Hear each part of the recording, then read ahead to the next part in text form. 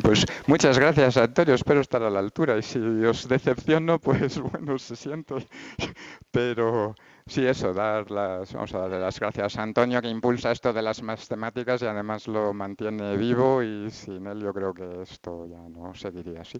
Y al equipo audiovisual, representado por Paco aquí también. Eh, bueno, pues. Como dice un poquito el resumen ahí en los carteles, me veo un poco obligado por la tradición a comentar las cosas que seguramente ya todos sabéis de la razón áurea, ¿no? Que se encuentra en la naturaleza, en todas partes, que si es la proporción perfecta de la belleza, etcétera, etcétera. Pero advierto que quiero pasar lo más rápidamente posible por esa parte, porque precisamente al ser tan conocida ya es un poco tópico el tema.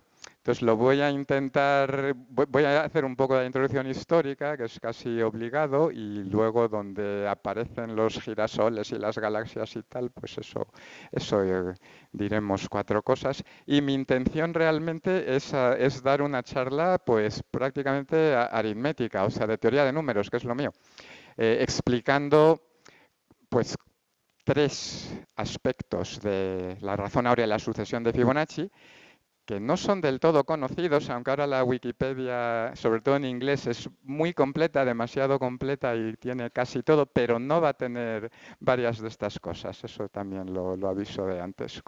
Y además, pues, lo que es interesante para un matemático, que a lo mejor uno piensa que se sabe todo de la sucesión de Fibonacci o de la razón áurea, eso no es verdad. Entonces hay problemas abiertos todavía interesantes sobre esto. Y, y de hecho hay demostraciones en esta charla, o sea, no es obligatorio, no es obligatorio hacerlas, pero algunas se dejan para el oyente y para el lector en todo caso. En fin, pues claro, no podía empezar una charla titulada así sin poner las citas inspiradoras del tema, ¿no? De la bastante conocida del Quijote y la inspiración de donde viene, que es esta segunda Celestina. Bueno, lo de la segunda Celestina es muy divertido porque eso es un pequeño extracto y la parrafada del inicio contiene la palabra razón como, no sé, 24 veces, no exagero mucho, ¿eh? Es repetir esto. Entonces ahí el tema es que sin razón se usa un poco aquí como en el sentido más de locura, de algo irracional, algo que engancha a la gente a lo mejor de manera más de lo que debiera. Eso ya se puede, eso ya podemos irlo juzgando. Pues empecemos a ver de dónde sale todo esto. Aquí hay dos citas, una muy famosa de Platón sobre la geometría. No sé si me atrevo con el griego antiguo. Eso era algo así como aió, theos, geometría, algo así. Aió, theos, aritmetisi. Las dos vertientes, la mía es la aritmética, pero la parte geométrica de esto pues es por donde surge originalmente y siempre hay cosas que decir en ambas. La historia, pues primero, esto hay mucho que se dice sobre dónde origina esto y por buscando un poco por ahí, mi conclusión es que más o menos no sabemos, se pierden tiempos legendarios, pero hay una cierta intersección en cuanto a que en la escuela de Pitágoras, este señor de aquí de la izquierda, Hipaso de Metaponto, es al que se le atribuye, o bueno, se le atribuyen varios autores antiguos, el descubrimiento de los números irracionales, que no se decía así en aquel tiempo, lo que era más bien era el descubrimiento de dos proporciones, dos longitudes que son inconmensurables, que significa que no hay una unidad común que te la mida ambas, y medir es medir con números enteros. Es decir, tú escoges una unidad y después ahora tengo 20 de estas y 30 de las otras, ¿no? Eso, que entonces es una proporción racional. Esa es la relación. De todas formas, de ahí paso se dicen muchas cosas. Mirando, no, creo que no se está ni seguro exactamente cuál fue el primer número o proporción que se demostró que no era racional. La de la diagonal del cuadrado es una muy famosa, que se hace luego en Euclides y es de razonamiento aritmético y tal. Pero se puede especular, porque hay alguna mención por ahí a los pentagramas y tal, que pudiera ser la razón áurea, la primera. Y eso es por lo siguiente. Con pentagramas, pues si coges pues los pentágonos regulares y los pentágonos, las estrellas regulares, pues como se puede ver ahí, este lado largo a este corto están en proporción de razón áurea 1. Entonces el razonamiento aquí es que si hubiera una unidad común que los mide, pues vas descendiendo aquí al infinito, ¿no? Al punto del centro, vas restando esas unidades comunes y como son proporciones, como son múltiplos enteros de la unidad común, pues todo lo que tienes que por aquí de medir, lo tienes que poder medir con múltiplos enteros de la unidad común. Pero eso es imposible, porque esto se reduce a cero. Entonces llega un momento en que la unidad común está intentando medir algo que es más pequeña que sí misma, ¿no? Contradicción. Luego no pueden ser conmensurables. Eso podría ser, ¿eh? No sabemos si esa era la demostración original o no. Otra, con el famoso rectángulo áureo, pues va de lo mismo. Cojo un rectángulo cuyos lados están en proporción de razón áurea, 1 y phi, y supongo que son conmensurables, que lo puedo medir con una unidad común, y entonces pues el rectángulo áureo que habréis oído, pues se va obteniendo quitas aquí un cuadrado del lado corto y te queda otro que es proporcional al original, ¿no? Entonces, siempre que ves un rectángulo en este dibujo, sus lados están en proporción 1 phi. Y si aquí hay unidades que miden estos dos, entonces vas restando y vas viendo que puedes ir midiendo todos estos lados siempre, ¿no? Como múltiplos de la unidad. Y es el mismo razonamiento. Como eso se va a cero, al final llega un punto donde lo que mides es más pequeño, ¿no? De lo que la regla que estás usando para medir, y entonces ya no puede ser con números enteros, contradicción, pues no pueden ser conmensurables, que hoy diríamos, pues phi no puede ser un número racional. En fin, digo, no sabemos. Lo que fijo sí es, porque eso sí hay constancia, es Euclides. En Euclides aparece bien definida lo que es la razón áurea, pues ahí donde dice el libro sexto viene la definición, pero se usa antes, como a veces hacemos, se usa en el libro 2, ya está pidiendo que hagas una división de rectángulos en proporción áurea, pero no lo dice. Y bueno, pues esta es la definición. Se llamaba la subdivisión en extrema y media razón. Lo que quieres es que cojas un segmento, lo divides en dos trozos y el total, el segmento total es al trozo más largo, como el más largo al más corto. O sea, está así en los elementos de Euclides. Claro que si están los elementos de Euclides se supone que es que viene de siglos anteriores, porque es recopilación de cosas que ya se conocían con algún comentario o demostración nueva. Pues eso no sabemos, pero siempre está bien poner que sí que se conservan ciertos extractos originales del libro de los elementos. Desafortunadamente no es esa la primera vez que aparece, está como 6 proposiciones antes, es este fragmento que tenemos. Casi es el de la razón áurea. La anotación que yo no sabía, pues es mucho más moderna de lo que se piensa, tiene como 100 y pocos años. La anotación de phi para razón áurea es de una persona bastante interesante, este tal Mark Barr, que si uno busca su biografía, pues se dedicó un poco a todo. Es una persona muy ecléctica. No, no diré mucho de él porque es una persona interesante para descubrir. Y se supone que la toma también por cosas clásicas, por el nombre del escultor griego más famoso, ¿no?, en la antigüedad, que es Fidias. Entonces dice, pues de Fidias.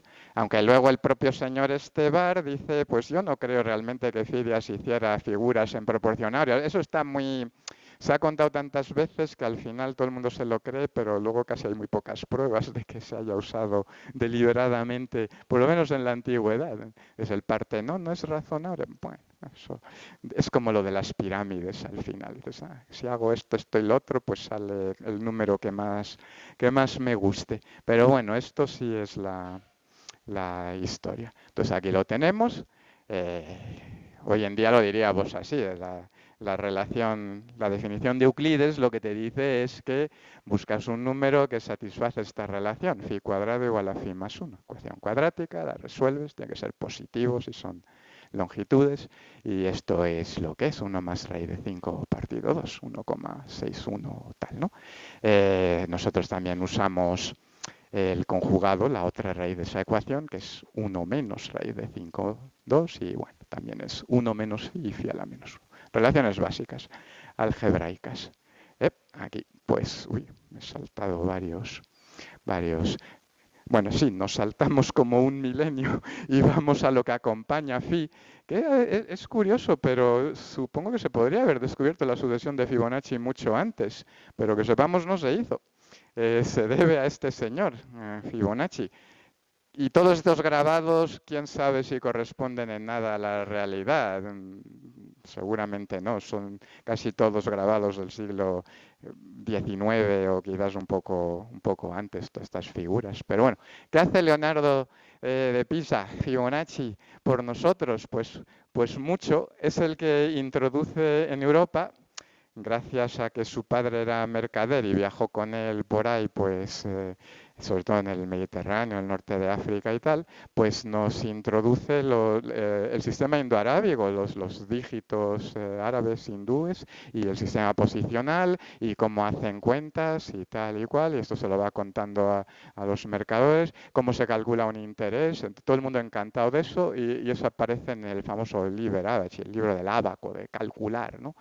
En fin, es una historia quizás para otra charla, pero este es Fibonacci, que por lo visto Bonacci, bueno, no me sé mucho los apodos que suelen ser medio insultantes, y los apodos estos italianos. Bonacci es como de bonachón, pero tiene también un sentido un poco peyorativo, en plan de persona un poco simple, porque parece ser que los otros mercaderes decían, pero ¿este qué hace? Porque en vez de estar ahí ganando dinero, ¿no? O sea, mercadeando como tiene que ser, pues nos está contando historias raras, no sé, de conejos y de proporciones extrañas y pues bueno, en fin, Bonacci, este es muy majo. Y aquí tenemos el monumento que hay en Pisa a él. Y bueno, pues empecemos a hablar de su sucesión, porque ya he dicho, me veo obligado a, no puedo saltármelo, ¿no? Esto aparece en el libro Abaci, que es como al final, el tercer capítulo es como una colección de problemas, y entonces hay un problema que dice, pues hay un granjero que está criando aquí conejos y siguiendo unas ciertas reglas. ¿Cuáles son las reglas? Pues aquí está. No me acuerdo qué número de problema era, veintitantos creo. Bueno, pues empezamos con una pareja de conejos. Bien, pareja de conejos, estas son las reglas. Tras un mes se produce otro par. Otro mes y dan a luz. Que hay que poner aquí condiciones un poco tal, ¿no? Pues siempre se produce una pareja de conejitos de sexos opuestos para que puedan seguir reproduciéndose, y esos son conejos en buen estado de salud, no se te muere ninguno. Y como dice esta cita, me gusta mucho, pues bueno, en fin, hay que suponer cosas, ¿no? Sobre estos conejos. El caso es que él preguntaba, ¿y cuántos voy a tener al final de un año o así, ¿no? Entonces te haces un bonito grafo, que es el mejor que he podido ver para los conejos pequeñitos, que todavía no pueden reproducirse, entonces se hacen grandes y luego ya se reproducen, y entonces vas tabulando, ¿no? Empezamos con uno, dejas que maduren, pasa un mes, estos se reproducen, como no mueren, pues siempre hay una estirpe aquí del mismo conejo que se repite, luego este madura y empieza también su propia estirpe. En fin, que vas contando y dices, ¿cuántos hay? Pues uno, dos, tres, cinco. Esa es la sucesión de Fibonacci. Entonces uno ya... Ahí es el origen. Aquí la tenemos escrita en manuscrito original, no sé si se ve bien por ahí atrás, con los números talla más o menos reconocibles. En el margen, todas las cosas buenas en teoría de números están en los márgenes. Siempre. Es como algo obligado. Si yo acabo de mostrar algo importante, al margen que va a ir, porque si no, como que no sigues la tradición. Bueno, pues ¿cómo empieza esta sucesión? Empieza con el 0 y el 1, que es muy bonito y muy místico y todo, ¿no? La nada y algo, 0 y 1, como le gustaba a Leibniz, las mónadas. Y luego la regla es esto, que es lo que hoy diríamos una recurrencia lineal.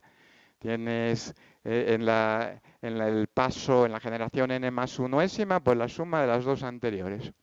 Fn más Fn menos 1. La regla de formación de Fibonacci. Curiosamente, si uno observa, la ecuación mínima de la razón áurea obedece la misma recurrencia. Entonces, pues algo tendrá que ver, ¿no? Y bueno, si sabéis ya de recurrencias lineales, pues sabéis cómo funciona esto. Datos básicos. Cociente de Fibonacci consecutivos tiene límite, la razón áurea es el vínculo más importante. Otro dato, si quieres calcularla en términos de la razón áurea, pues tenemos esto que se llama la fórmula de Binet, que es un caso particular de cómo se resuelven las recurrencias lineales en álgebra. Eso se puede hacer en general, pero en este caso pues tiene nombre propio, que es lo bueno de trabajar con Fibonacci, que tienes más posibilidades de que te den nombres propios a tus fórmulas, aunque sean casos particulares de cosas generales. Lo bueno y lo malo, supongo. Entonces, asintóticamente, la fórmula de Binet te dice que el Fibonacci enésimo es más o menos como la razón áurea a la n con el factor de raíz de 5. Eso te vale como buena aproximación. En fin, pues ahora la parte esa que digo que me voy a saltar, toda la parte un poco así muy trillada y mística sobre que esto nos aparece en todas partes, literalmente, que por qué, ¿no? No quiero denostarlo ni nada, solo digo que bueno que quería contaros cosas un poco más de otros temas que no se conocen tan bien. Pero es que tiene ya 2000 años, ¿no? Si empezamos con la razón áurea y luego le añadimos Fibonacci, es que esto lleva mucho tiempo generando interés. Pero es más casi una cosa numerológica, que tiene sentido. Si empezó con Pitágoras, Pitágoras es no sé si lo reconoceríamos como matemático, es medio matemático y místico. Tenía una escuela y algunos lo llamaban secta y unas reglas un tanto extrañas que uno puede buscar por ahí, como no comer alubias y bueno, eso era lo menos raro, de hecho, y quizás lo que más sentido tiene, pero, pero tenía otras un poco más locas. Y entonces toda esta gente pitagórica, de hecho se dice que cuando este Hipaso descubrió la irracionalidad o la inconmensurabilidad, que acabó mal. No se sabe muy bien cómo, pero hay quien dice que se suicidó del disgusto, otros que lo suicidaron, otros que Pitágoras en persona lo agarró y lo tiró al mar, estaban ahí en un barco, etcétera. Hay variaciones para todos los gustos.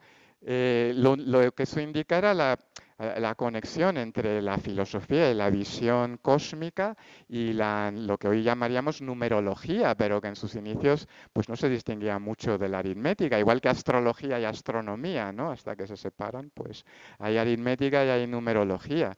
En estas épocas pues uno asociaba cualidades especiales a los números. Y eso nos llega hasta nuestros días, ¿no? Esta es como la proporción más fabulosa, es la armonía perfecta, es la gente más guapa son los que tienen, yo qué sé, pues los ojos, la distancia de los ojos a la boca, proporción áurea a la distancia de la nariz. Hay de todo, ¿eh? Hay de todo y se hacen estudios de estos bastante serios, supongo, sobre si esto es verdad, si es algo que funciona en todas las culturas o no. Y bueno, no sé, a mí esto casi me echa un poco ya para atrás. Tan buena, tan fabulosa, algo tendrá de malo, ¿no? Será, porque, oye, en fin, pero sí es verdad que bueno, hay cosas aquí muy bonitas. Entonces aquí volvemos a ver nuestro rectángulo áureo y si uno se le ocurre interpolar las esquinas opuestas, los vértices opuestos, estos son semicírculos, pues lo que te genera es una aproximación, porque eso no es una espiral, pues una aproximación a una espiral, que se llama espiral áurea, todo esto es áureo, dorado, tal, o espiral de Fibonacci a veces, y lo que son espirales logarítmicas, entonces mucho de la mística esta de la razón áurea viene por la dichosa espiral, porque claro, hay espirales por todas partes, en lo grande y en lo pequeño, y aquí ya te pones en plan filósofo y eso, ¿no? Tal como es arriba, es abajo, y pues aquí tenemos una muy bonita foto de la galaxia M51, la del remolino, que es una maravilla. Aquí, la constelación de Canes Venatici, los perros de caza que pues ahí está, una espiral y sí, aproxima una espiral logarítmica. Y luego empezamos a ver espirales por todas partes. Pues aquí tenemos un bonito ciclón. Aquí tenemos las conchas de distintos moluscos y bueno, en las plantas, los girasoles, ¿no? Pues otras, no sé si el brócoli también, pero bueno, hay espirales de estas por todas partes. Y aquí también hay sucesión de Fibonacci, si uno va contando semillitas. Aunque bueno, pues lo de las espirales logarítmicas está bien, pero no toda espiral logarítmica está en proporción de phi, ¿eh? O sea, hay muchas proporciones y más bien la presencia en la naturaleza de esto, que incluso a lo mejor daba para una charla completa hablar de espirales logarítmicas, se debe a sus propiedades geométricas, en particular, pues esta que pongo aquí, que es una propiedad tipo, es de autosimilitud, es que esto lo habréis visto todos en algún momento, ¿no? Eh, la sensación esa de que si giras una espiral parece como que se ensancha y se contrae, ¿no? Como de que te da vértigo, que de hecho está usado en la película Vértigo para eso. Pues eso viene por la propiedad de que al girar una espiral logarítmica vuelves a tener la misma espiral. Si la giras por una vuelta completa pasa eso. Entonces el ojo se engaña de esa manera y lo ve como un crecimiento, pero de hecho es que es una ley de crecimiento y eso explica, si uno lo mira en cada una de esas disciplinas, pues explica que aparezca en muchos sitios esos diversos. Como anécdota, pues Jacob Bernoulli también le encantaba la espiral logarítmica, la llamaba espiral maravillosa, hasta tal punto que mandó inscribir una en su tumba, está en Basilea, es una inscripción, aquí la vemos magnificada, pero si nos fijamos en esa espiral, ¿qué es lo que vemos? Que no es logarítmica. No es logarítmica. Entonces, lo peor que te puede pasar, eso tan ilusionado, digo, pues cuando me muera quiero que me pongáis una espiral logarítmica ahí. Cuidado, que sea esta. Pero, a ver, pues pasa lo que pasa. Yo que sé, a lo mejor pensaron, es que no me cabe, porque claro, la logarítmica crece en progresión geométrica, no daba para tantas vueltas, esto queda más bonito, ¿no? No sé, no sé, pero pusieron una aritmética en vez de geométrica, así que, pobre Bernoulli. Esta es una muy bonita, esta es una vidriera en espiral que está en Dallas, ahí que hicieron todo un como un parque con una capilla y tal. Y esto tiene que ser precioso de ver. Pero bueno, luego, pues en el arte, Fibonacci, tal, en el arte, Leonardo da Vinci, el Renacimiento, ¿no? O sea, descubriendo la perspectiva, parece ser que en Leonardo sí es razonable pensar que usaba la razón áurea y los Fibonacci, porque si miramos esto y medimos los lados, 5, 8, 13, el punto de fuga. Si os gustan estas cosas, geometría proyectiva. Es esto, ¿no? Es genial, porque toda esta gente va desarrollando estas cosas así y hay maravillas que se pueden hacer con las perspectivas y también engañar un poco al ojo y tal. Hay unos cuadros que parece que te siguen con los ojos y que según te mueves por donde están colgados, parece que han cambiado y todos son buen dominio de las proyectividades. Pero bueno, pues sí, parece que aquí hay algo que decir. Aquí tenemos la Mona Lisa, el ideal de belleza, aquí está. Cuanto más cerca estemos de esto, más guapos y guapas somos, se supone. ¿Que es verdad? Pues no lo sé, pero parece que hay algún indicio de que por lo menos Leonardo podía creerlo. Eso ya, cuestión de gustos, como se dice. Así lo dejamos lo dejamos ahí, ¿no? Pues eso, que estas cosas están por todas partes, están por todas partes.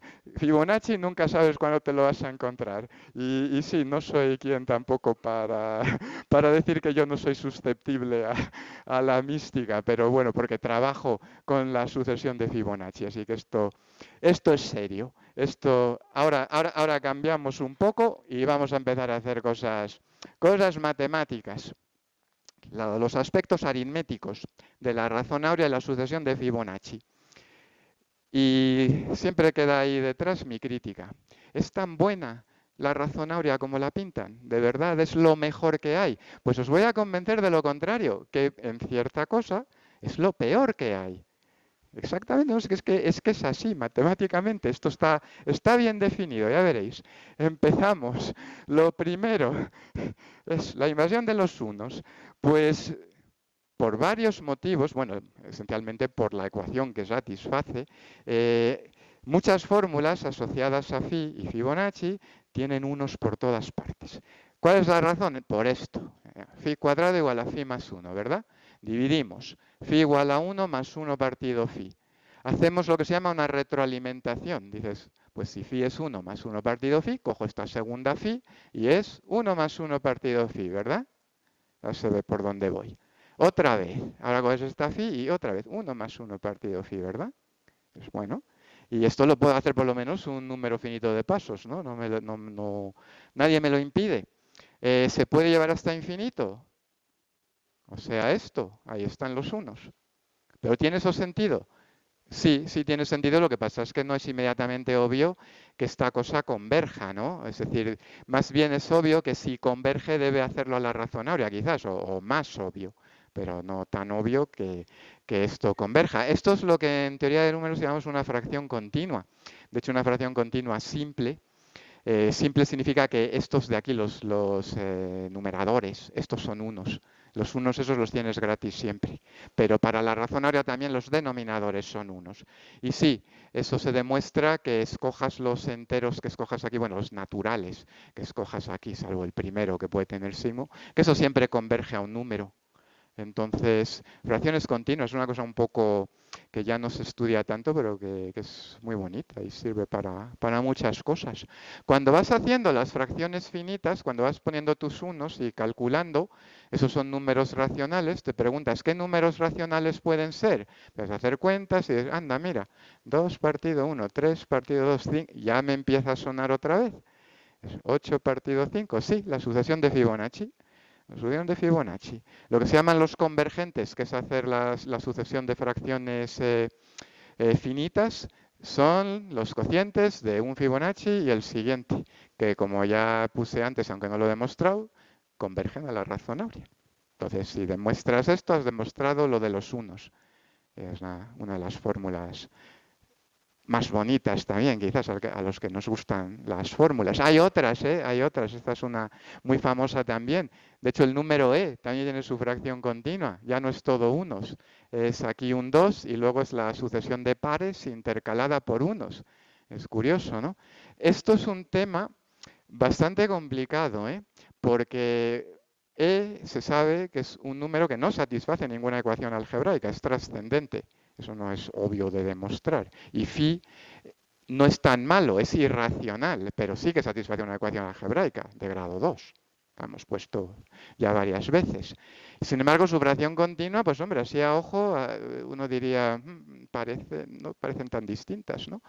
La de pi nadie sabe cómo es, realmente parece aleatoria y prácticamente no se sabe nada, pero la de E es muy regular y bueno, esto es el tema que en teoría de números llamamos aproximación diofántica, porque, bueno, por estas propiedades. Primero, un número irracional lo puedes desarrollar de manera única en fracción continua de estas que llamamos simples, con los unos en numeradores. Es irracional, fracción continua simple infinita, es 1 a 1. Los racionales, bueno, los racionales no van a ser un desarrollo infinito, es un desarrollo finito. Desarrollo finito. Es único si no dejamos un número, pues un número entero, yo que sé, como 2 partido 1. Pues si no acabamos en 1 es única, que es bastante lógico.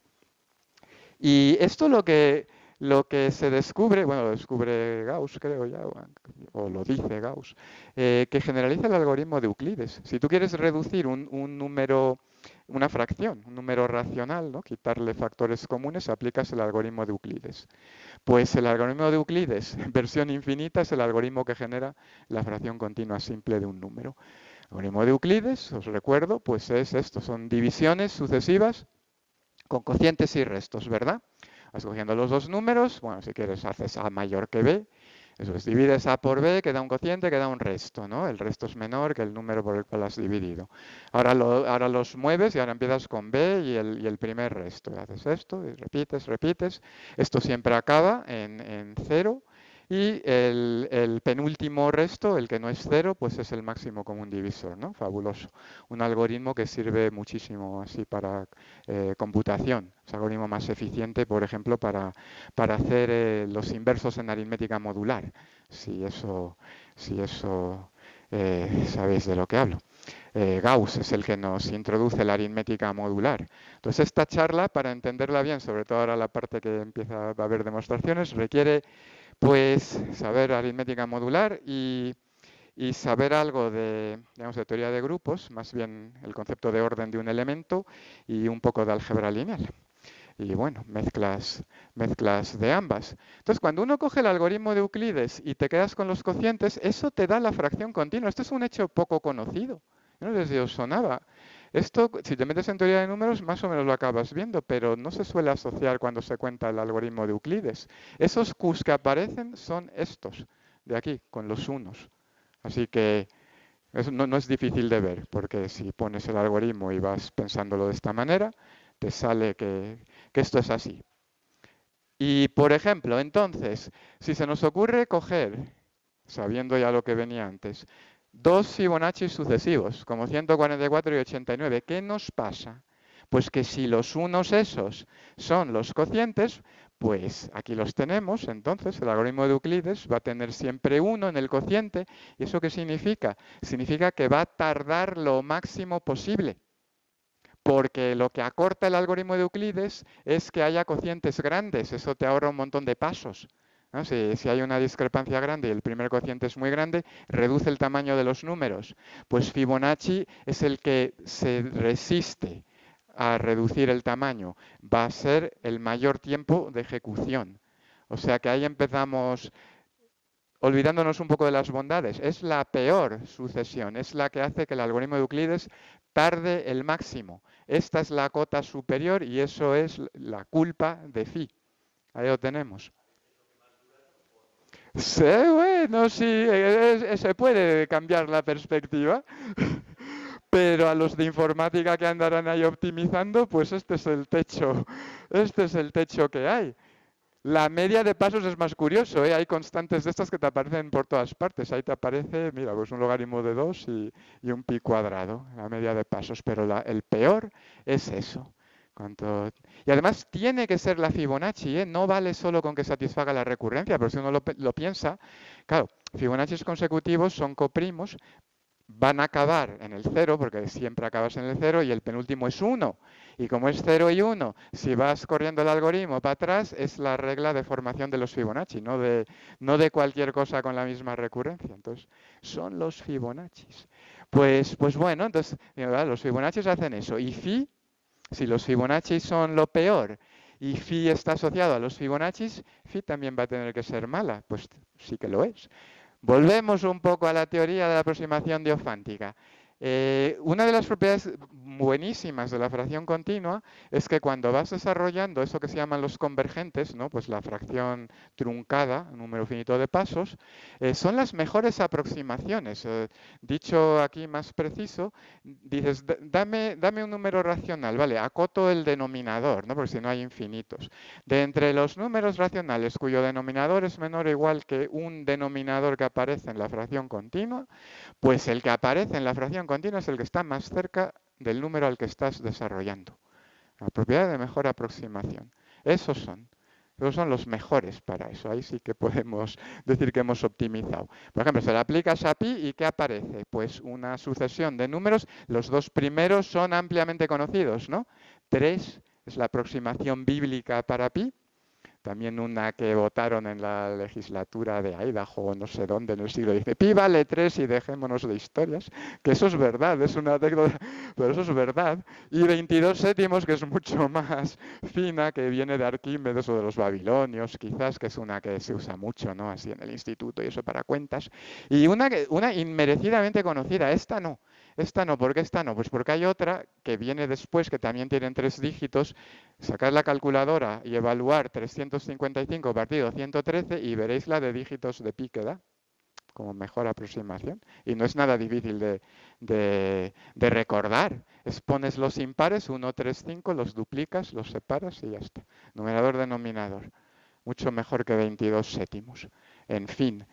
Bueno, pues propiedades que uno va demostrando de estas cosas que llamamos convergentes, pues siempre satisfacen que la distancia al número que aproximan es menor o igual que el recíproco del cuadrado del denominador y luego la gente le da muchas vueltas a esto y de cada 3 de ellos, curiosamente, puedes mejorar esta cota metiendo una raíz de 5. Es raíz de 5.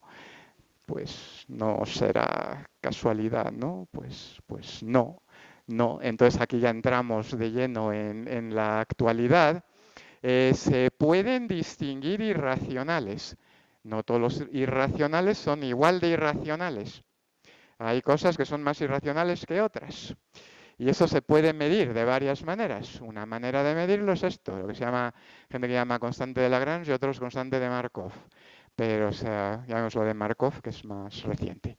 Te coges esas desigualdades que había y dices, ¿cuándo puedo mejorar este denominador? Por una constante, ¿no? Por un lambda. Que eso sea verdad, por lo menos para infinitos racionales.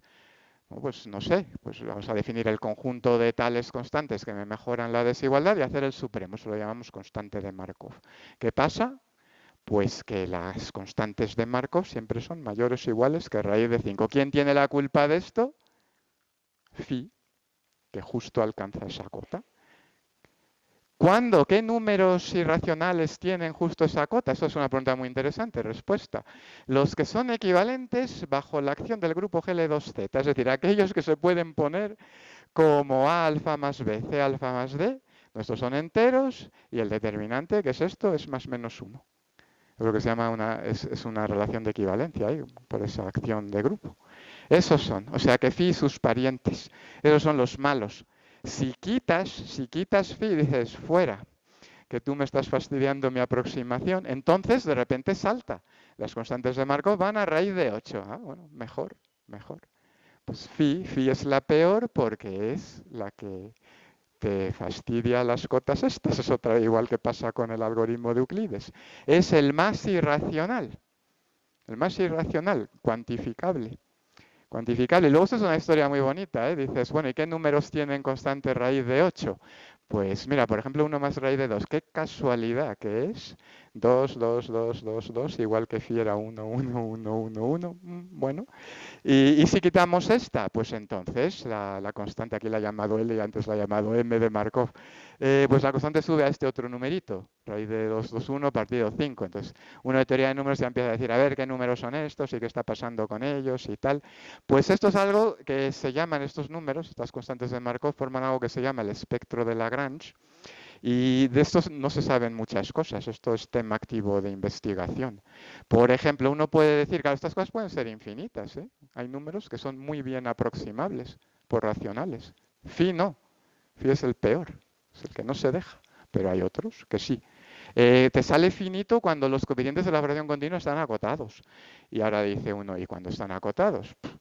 Pues es lo mejor que se puede decir a eso es tautológico, pues cuando están acotados. Pues si me preguntas uno concreto, pi, no sé. La raíz cúbica de 2 es uno famoso, pues no sabemos si están acotados o no. Si te haces famoso en teoría de números y demuestras cualquiera de estas cosas, pero bueno, teóricamente pues tenemos eso. En fin, más unos. Otra más. Entonces no escapamos de que phi y los unos estén siempre aquí en límites raros, ¿no? La razón de esta es la misma que la de la fracción continua, es que retroalimentas en la ecuación, aunque esta creo que cuesta más ver que es convergente. Pero claro, es el mismo juego. Phi cuadrado igual a phi más 1. Entonces phi igual a raíz de 1 más phi. Entonces sustituyo. Pues phi igual a raíz de 1 más phi. Pues phi igual hasta infinito. Y queda eso, pero habría que demostrar que eso es convergente. Todavía es más interesante. Todavía pasa que da igual con qué numerito empiezas aquí. Mientras sea mayor o igual que menos 1, que eso me daría 0 y luego unos, todo eso converge a phi. Phi atrae a esas sucesiones de raíces con los unos. De todas formas, esto se puede generalizar, pues también igual que con las fracciones, pues poner otras sucesiones, pero pues son fórmulas curiosas, ¿no? Todo unos en fracciones, todo uno en raíces, siempre la razón áurea. Todavía mejor, con matrices.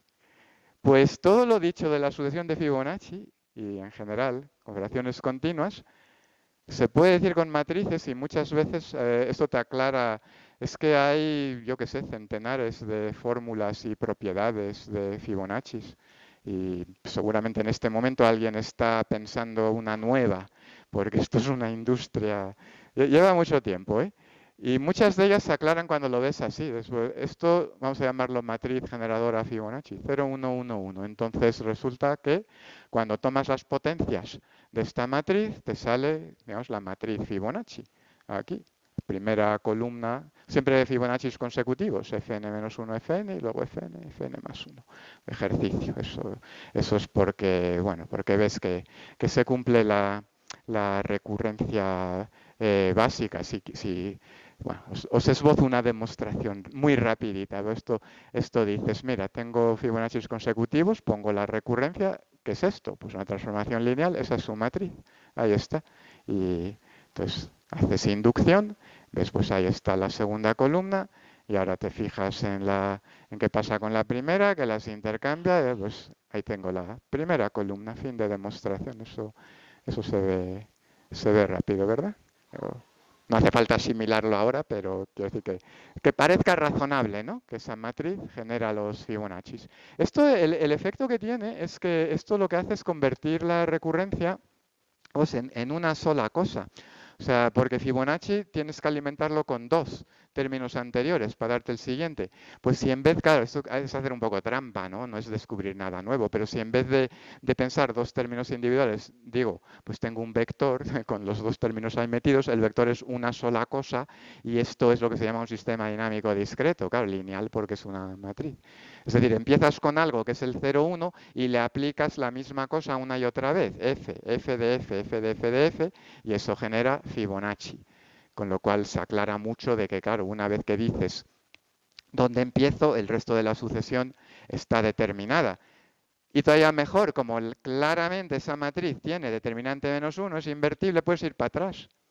Puedes definir lo que la gente llama negafibonaccis, que son los Fibonaccis con índice negativo, es ir con la recurrencia hacia atrás. ¿Y eso qué significa? ¿Que hay algo nuevo que nadie sabía y tal? Pues no, realmente no. Lo que pasa es esto, es que los Fibonacci de índice negativo son los Fibonacci normales con un signo que va alternando. No es que sea una sucesión completamente diferente ni nada, solo pasa eso. Pero es una bonita ventaja porque ahora puedo trabajar con todos los enteros y no tengo que restringirme a los naturales. Eso solo por ser matriz de determinante menos 1. Bueno. Pues entonces, los temas que quiero tratar un poco más así en serio, para que veáis problemas que hay abiertos sobre esto, bueno, el tema de la divisibilidad y el tema de la periodicidad. Esto es lo que le interesa a la gente los que trabajamos así más en temas aritméticos. Tienes una sucesión de enteros y claro, cuando tienes enteros, pues te preguntas cosas, ¿no? ¿Cómo factorizan? ¿Pueden ser primos? ¿Pueden ser divisibles por todos los primos o solo por algunos? Cosas de esas, ¿no? A eso me refiero. Entonces, algunos datos. Con la matriz te salen muchas relaciones de manera inmediata. Si haces determinante, te sale esto, que lo llamo fórmula del determinante, pero esto se sabía de antes de que nadie se diera cuenta que lo podías escribir todo con matrices. Consecuencia que tiene esta fórmula, que es hacer determinantes, es que los Fibonacci consecutivos son coprimos, que lo dije antes, pues ahí hay una demostración rápida.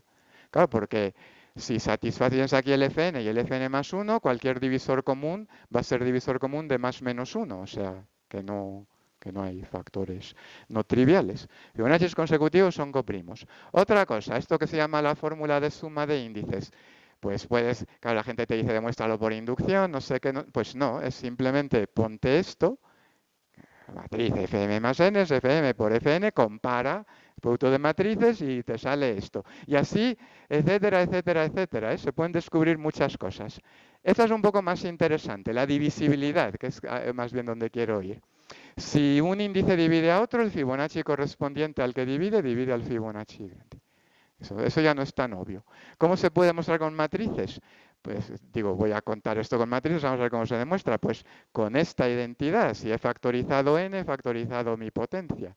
Y con aritmética modular, como dije antes, entonces ahora escribes esta relación matricial, la reduces módulo el Fibonacci del divisor, ¿verdad? Te queda una diagonal, ya está, los ceros se mantienen. Correcto, ¿no? Entonces, esto módulo FD, ese es cero, o sea, divide. bonito, ¿no? Pero, pero hay que pensar un poco a veces para el cabiro vas corto. Corolario de esto, pues que los Fibonaccis que te salen primos exigen que el índice sea primo o bueno, n igual a 4, que a veces hay excepciones de estas, porque claro, si puedo factorizar el n va a tener un divisor, pero bueno, como depende un poco del tamaño, pues el n igual a 4 se nos cuela.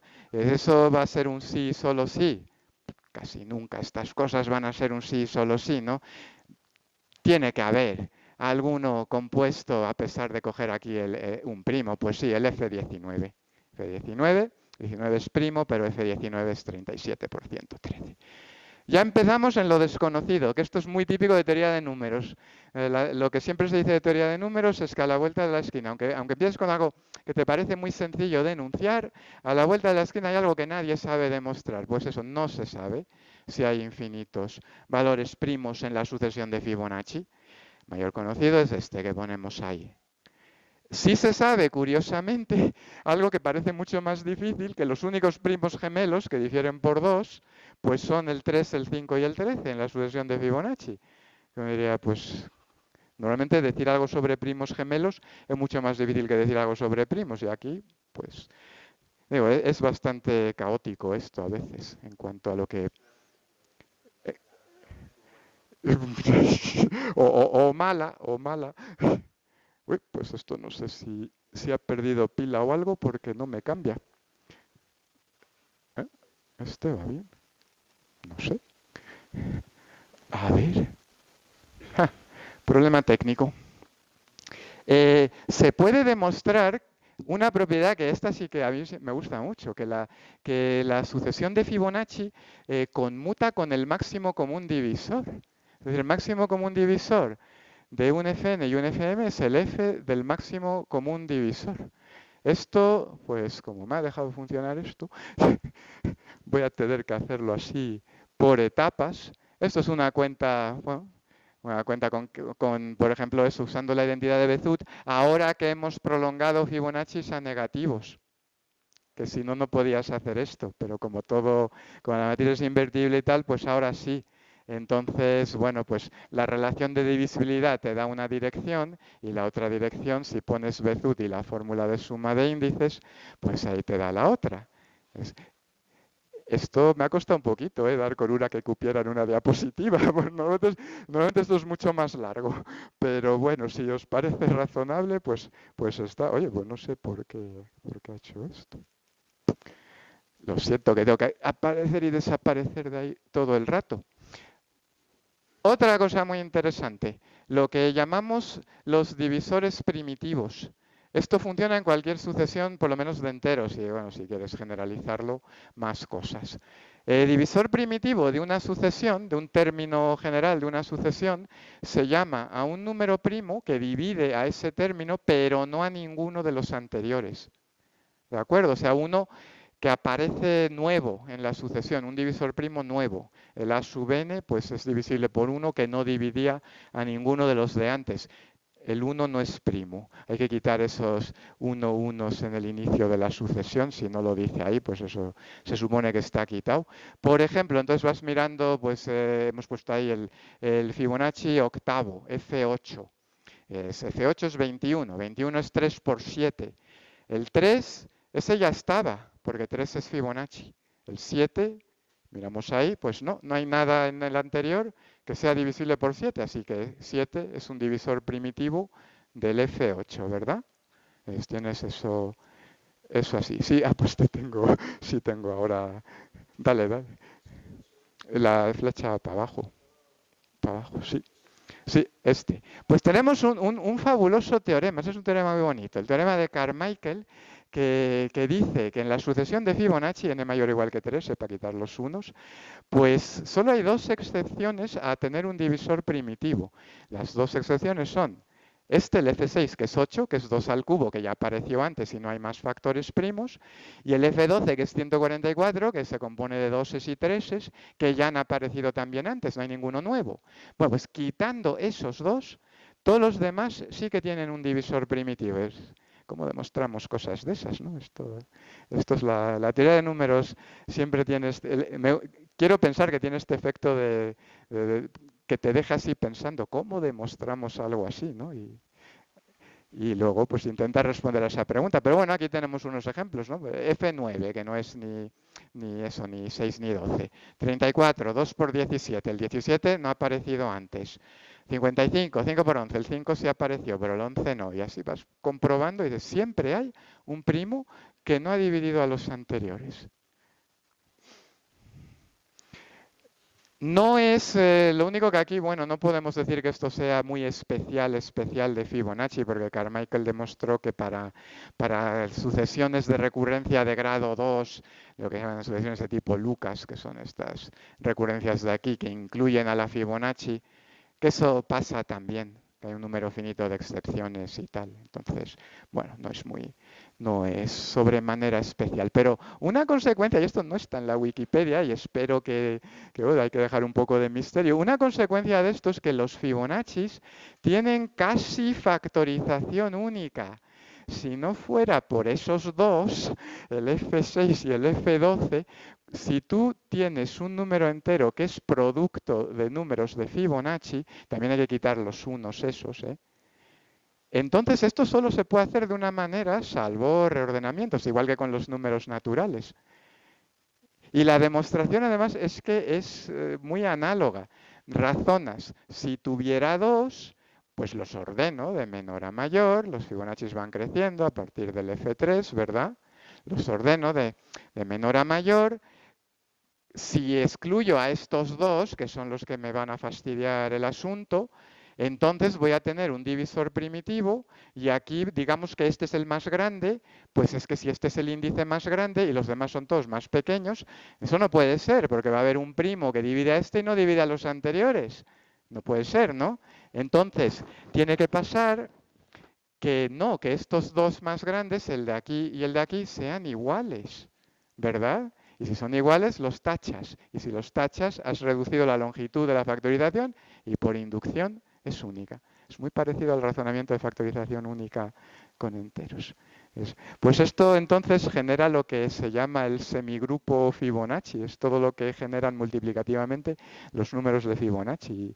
Y hay cosas ahí interesantes que se pueden decir. Bueno, vamos acabando, que si no, pues no tenemos mucho más tiempo. Resultados conocidos, pero mucho más difíciles. ¿Os habéis fijado que el F6 y el F12, además de cumplir eso que ya se sabía, pues que son potencias puras, ¿no? Estos 2 al cubo, estos 12 al cuadrado. Son las únicas que hay en la sucesión de Fibonacci. Esto es altamente no trivial. Tan no trivial que, bueno, con deciros que está en los Annals y que es de 2006, creo que está dicho todo. Y que son 50 páginas. O sea, los Annals es como una de las revistas más prestigiosas. Todo el mundo quiere publicar ahí si puede. Pues nunca sabes. Lo de Carmichael sí que se le han dado demostraciones modernas más sencillas, incluso generalizándolo y tal, pero este tipo de cosas, pues es que genéricamente hablando, hoy en día estos problemas se suelen traducir a problemas de geometría algebraica aritmética, entonces suele consistir en que tienes alguna curva algebraica en general sobre Q y tal, y quieres ver puntos que tengan en coordenadas enteras, y eso es muy difícil de hacer. Pues sabemos muchos, hay muchos, por ejemplo, el teorema de Fermat se puede resolver con estas técnicas, pero muchas veces no te basta, tienes que ingeniártelas todavía para encontrar ahí, agarrar la cosa y demostrarla. Así que, bueno, si me dejáis, no sé cómo voy, si me dejáis 5 minutos os cuento la última parte, me salto las demostraciones. Podemos coger la sucesión de Fibonacci y reducirla módulo un entero. Pues estoy dirigiendo a Antonio. ¿Por qué? No hay ningún problema, es una recurrencia con coeficientes enteros. Dame el módulo que más te guste y yo lo reduzco, 2. Pues es empezar la recurrencia pero sumar módulo 2. Pues 0, 1, 1. 1 más 1 es 0. ¿Eh? Entonces otra vez y 1 más 0 es 1. Entonces ves enseguida que se repite. Bien, pues se repite con periodo 3. Siempre pasa eso. ¿Cómo sabemos? Aquí el único detalle es que se repite desde el inicio, no que se repite eventualmente. que podría pasar. ¿Por qué se repite desde el inicio? Pues porque la matriz es invertible, es decir, se genera así, ¿no? Haciendo las potencias de esa matriz Fibonacci. Ahora le haces módulo m. Determinante era -1. Tiene la ventaja de que eso es invertible en cualquier sitio. No, no hay que decir, uy, característica. No, no, no. Invertible en cualquier lado. Entonces, nada, principio del palomar, cuando reduces, estás intentando meter tus infinitas palomas de los índices naturales en un número finito de palomares, que es el z módulo m, dos copias. No va a pasar, ¿no? Se repite. Se repite y en cuanto se repite, como es invertible, pues la cancelas y se repite el 0,1. Si se repite el 0,1, que es el que genera la sucesión, es que se repite desde el inicio. Pues así vamos rápido. Aquí tenemos dibujados. Ahora uno se pregunta, bueno, ¿y cómo varía el periodo en función del módulo? Es pi2 igual a 3. Te calculas módulo 3 es periodo 8. Bueno, qué raro, ¿no? Y te calculas módulo 6 es periodo 24. Ahora decimos algo de eso. El más grande que te aparece ahí, pues es módulo 10, que de repente salta a 60. Aquí hemos dibujado tal. No sé si se ve bien de todas partes, pero quiero que os fijéis en otra cosa en este gráfico que es el periodo, que cuando vuelve a tocar el fondo, que es el 0, ¿no? Pues aquí una vez, aquí dos veces y aquí que ya hay más variedad, 4 veces. Entonces estas son preguntas como de pasatiempo, ¿no? Esto no es que digas, estoy haciendo esto porque voy a ganar mucho dinero, ni no. Pues estas son preguntas como de pasatiempo. Entonces dices, ¿cuántos ceros puede haber? Aquí, son preguntas que surgen. Bueno, pues esto la gente lo ha llamado en nuestros tiempos periodos de Pisano, en honor de Leonardo da Pisa, Fibonacci, y se denota por PM, pues PM es el periodo de esto. Nosotros que sabemos cosas, pues es el orden de la reducción de la matriz en el grupo GL2 de Z módulo n. Es lo que es. Entonces, claro, no es ninguna sorpresa saber esto, que si no lo dices así, pues te cuesta un poco más, ¿no? Que los periodos son los múltiplos de ese, que es el orden, es el periodo mínimo. Ahí no hay sorpresas. Eso tampoco es una sorpresa. Si dos números son coprimos, el periodo del producto es el mínimo común múltiplo de los dos. ¿Por qué? Teorema chino de los restos. Digo, ¿verdad? Esto suena. Esto es así. Si lo quieres decir más feo, pues lo dices de esta manera, pero realmente es porque descompones el z módulo a beta. Así, ¿no? Que lo hemos visto con el 2 y el 3, que justo eran 3 por 8, 24 es el periodo del 6. Eso te reduce el estudio a periodo de potencia de primo y ahí empieza lo divertido. Ahí empieza lo divertido. Sabemos esto. Todo se puede demostrar. También sabemos esto, si el periodo va estabilizándose hasta un punto, desde el periodo de módulo P es el periodo módulo P cuadrado igual al periodo módulo P a la T y ahí ya salta, entonces aquí tenemos una manera de calcular a partir de ahí. Entonces eso sonará a cuestiones también que se ven en ciertos sitios. Pues bueno, el caso es que nadie ha sido capaz de encontrar experimentalmente ni un solo primo para que este t sea mayor o igual que 2, o sea que pi p sea pi p cuadrado, nadie. Nadie ha sido, no se sabe. Esto Wall, que es el que creo que lo hizo en los 60, ya lo pone ahí como un comentario. Mira qué curioso. De todo lo que me ha salido aquí, me llama la atención eso. Y no sé, bueno, ahí lo dejo. ¿Y qué pasa? Pues que como no hay ningún contraejemplo a esto, entre tanto que sabemos que esto es una igualdad, parece que es siempre una igualdad, esta divisibilidad, pero no se sabe. Si hubiera uno de estos, esto es lo que se llama un primo de Wall Sun Sun. Eso no es una persona que se llama Sun Sun, son dos Suns distintos, mismo apellido.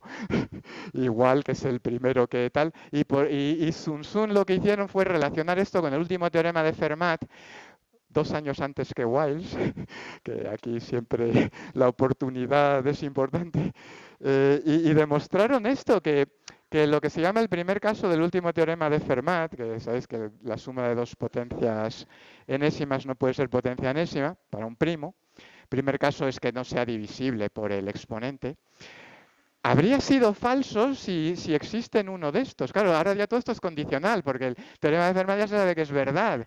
Entonces, esto es un enunciado un poco hueco. Pero aún así sigue siendo interesante porque más que nada, pues, como dijo Hilbert, su famosa frase, queremos saber y tenemos que saber. Esto, un matemático hace cosas a veces por eso, por pura necesidad de que estás enredando con algo y dices, no lo vamos a dejar así. Esto se podrá demostrar o encontrar un contraejemplo. Bueno, desconocido. Esto es un problema abierto. Eh, bueno, esto yo creo, esto he dejado aquí las demostraciones, pero yo creo que ya viendo la hora, pues me las voy a saltar. Pero me he tomado la molestia, así que si queréis luego echarle un repaso en el vídeo y eso, tapar esto e intentar demostrarlo por vuestra cuenta con las matrices, porque no uso nada más que aritmética modular y, bueno, un poco de álgebra, cosas de álgebra. Vamos a pasar a las últimas. Espera, otra más, que te digo más. Aquí, esto. Pues resulta que eso del número de ceros podemos demostrarlo. Y podemos demostrarlo así con matrices. El periodo de Pisano lo puedes factorizar en dos números. El periodo ρm ahí, que es cada cuánto se repite un cero, que es más pequeño, como hemos visto en esos, es necesariamente más pequeño.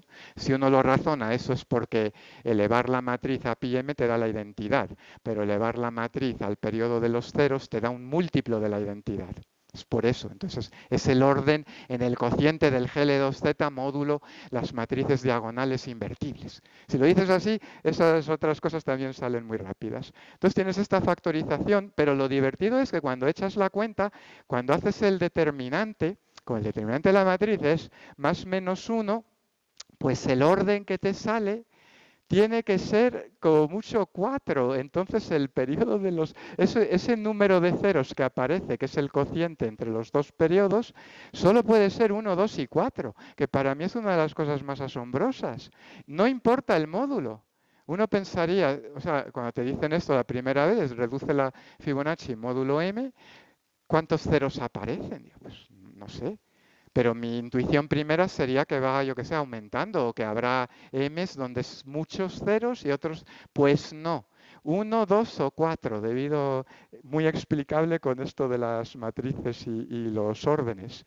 Tiene que ser uno, 2 y 4. Luego ya si me preguntáis que para cuáles es uno, 2 y 4, pues no lo sé y es más, a lo mejor nadie lo sabe. Ahí ya, o sea, si puedes decir un patrón fijo de estas cosas o no. Bueno, pues eso es lo que quería así comentaros para ver, sobre todo la parte de problemas abiertos de la sucesión esta.